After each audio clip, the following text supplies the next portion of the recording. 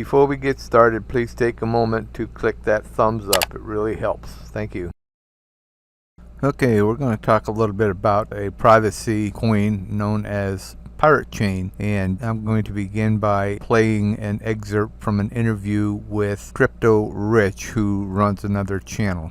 So here we go. Well, I started covering Pirate Chain, I think, in September 2018. It's a proof of work coin with no pre-mine, no dev fund, no team fund. And essentially, they just released the code in August 2018. And how it came about, it's part of the Komodo ecosystem. And it's a few Komodo developers were tinkering. As a mechanic might tinker with the underside of a car, they were tinkering with the blockchain. And they were wondering, is it possible for every single transaction to be shielded by ZK snarks? Now, if I can just take this back a little bit, right? Yep. Bitcoin is pseudonymous. You know, if you send me Bitcoin from your wallet to my wallet, anybody can see the address. You know, the address that it went from, how much was sent, and the address that it went to. And then if I send that Bitcoin onto another address, they can track it. So the data is available on the blockchain. Now, some privacy cryptocurrencies like Zcash, you can have public send, where anybody can see the wallet it's gone from and gone to, and they can track the transaction, how much was sent. But they can also have optional privacy, where the transaction is shielded by ZK snarks. Now, I can't even remember what ZK snarks stand for. Zero knowledge, succinct. It's just, I'm not technical. It's really, it's the gold standard when it comes to privacy in the cryptocurrency space for privacy of transactions. It's not what Monero uses, by the way. Monero uses another technology which I can explain a little bit better. So yeah, the Ring CT one, yeah. Yes, ring signatures. So the Komodo developers were tinkering around with the blockchain, wondering, is it possible for every single peer-to-peer transaction to be invisible, shielded by ZK snarks? And yes, it is. So they launched the code. Yeah. And the only transactions that are visible on the blockchain is from the mining rig to the first wallet. That's the only one you can see. And that's because to make sure that the miners aren't producing extra coins for themselves, right? That's for auditing purposes, to keep the miners true and honest, right? It's Equihash, which is GPU mineable, same as Komodo. But once it goes, say I'm mining it, which I don't do, right? But once I mine it and it comes to my wallet, from there, you can't tell, nobody can tell how much is in my wallet, what the address is of the wallet, whether I send it anywhere else, how much gets received. It's invisible. There is no data to analyze, nothing. It's like if I get paid, I meet up with you, come to your house, I give you $20. Yeah. There's no trace. Nobody knows. Yeah, exactly.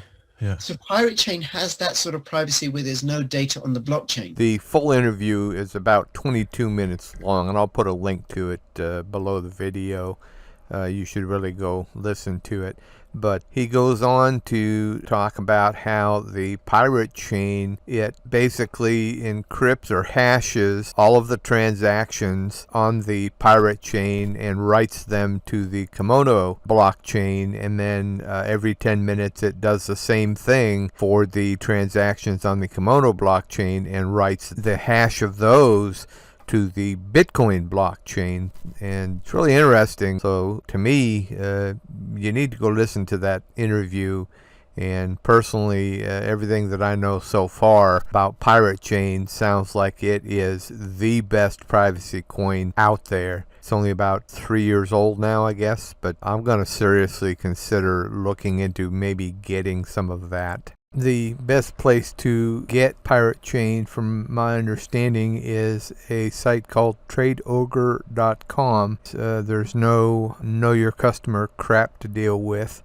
You just create an account, give it your email address and a password, and basically to get the Pirate Chain coins, you have to buy Bitcoin on like Coinbase or something like that, and then send the Bitcoin to your wallet in TradeOgre, and then swap within TradeOgre however much Bitcoin for the Pirate Chain, and then it'll put it in your Pirate Chain wallet, where you can then send it off of the exchange to your own wallet. Okay, here I am on SimpleSwap.io, and I'm looking to determine the liquidity of Pirate Chain. I figured this would be a good place to go to check it out. And it doesn't appear to be available here. So let's try Monero. So Monero is available. For 1 LTC I could get 0.63 Monero. So Monero is a lot more liquid, at least as far as being able to trade for it.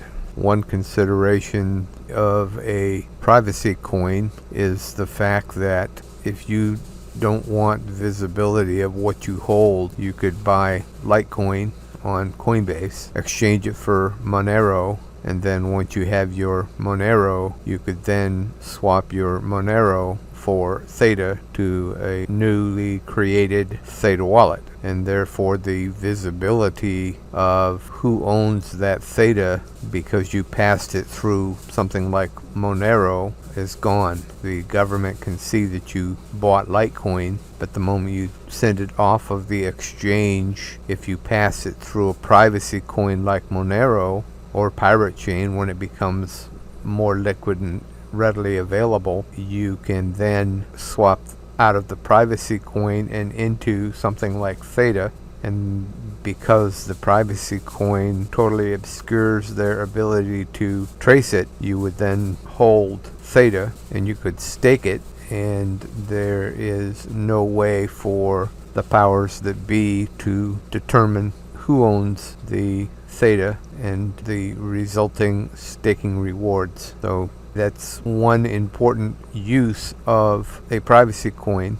Now, one could argue that because of the anonymity of using a site like SimpleSwap where there's no KYC, you could simply buy the Litecoin and then use SimpleSwap to swap it for Theta, and that they would lose traceability there, and that may be, but do we really know what information they are storing when you make a swap like that? I saw in another video when I was doing some research about how 2 different government agencies issued contracts for companies to try to crack Monero, and my guess is they were successful. The Pirate Coin has a much better security to it using that ZK Snark technology. Well, that's a wrap for this presentation, so cue the music.